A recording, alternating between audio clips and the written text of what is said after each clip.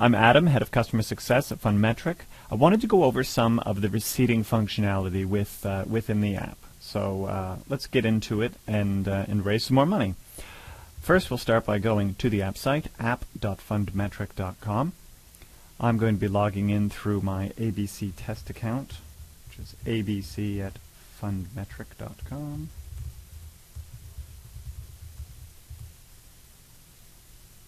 And here I am. Now I've pre-populated some information for donations. As you can see, I have some constituents who have a different number of donations. We've got 7 from Matt, 7 from Mark, 5 from Adam, and 3 from James.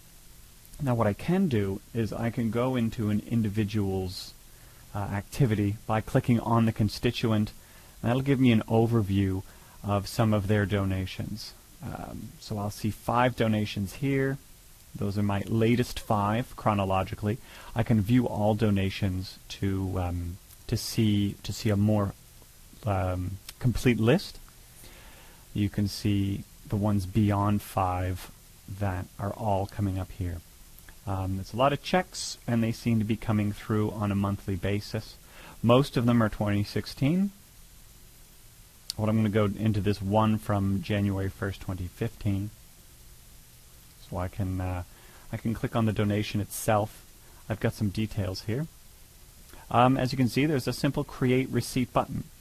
I create the receipt. Am I sure I want to do this? Because when creating receipts, of course, with the CRA and things, you don't want duplicate receipts floating around, and there's lots of things to keep in mind for that. So it cannot be undone. So I'm fine with that. Yes. And a receipt will appear down the bottom. Now this receipt will be populated with signatures and logos as far as your charity is concerned, but the default one is a little sparse.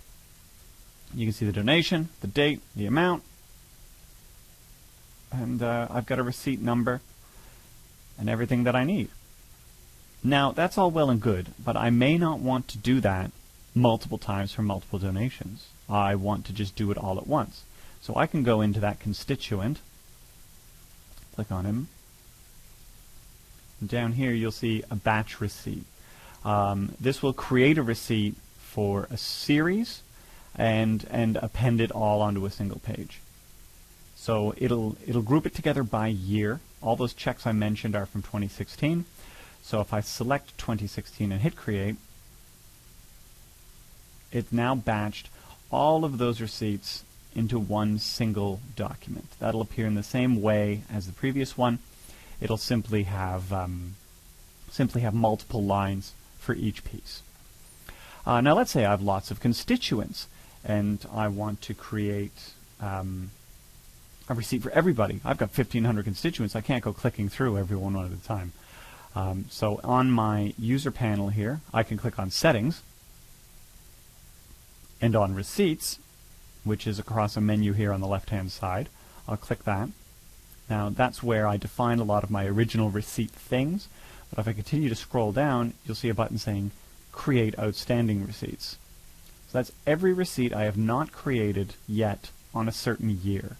So in that respect, I might want to do it for 2016 again, because it's year-end and I'm handling all this stuff. Again, receipts can't be undone, so I want to make sure I have all my information done if I'm doing this en masse.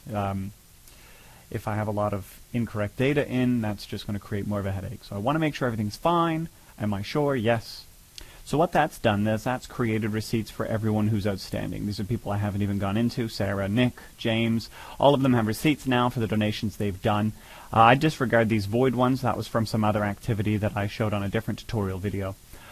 And then moving on, what we can do is we can either deliver these physically or electronically. I'll go into those on a separate video, but for now that is creating year-end receipts en masse.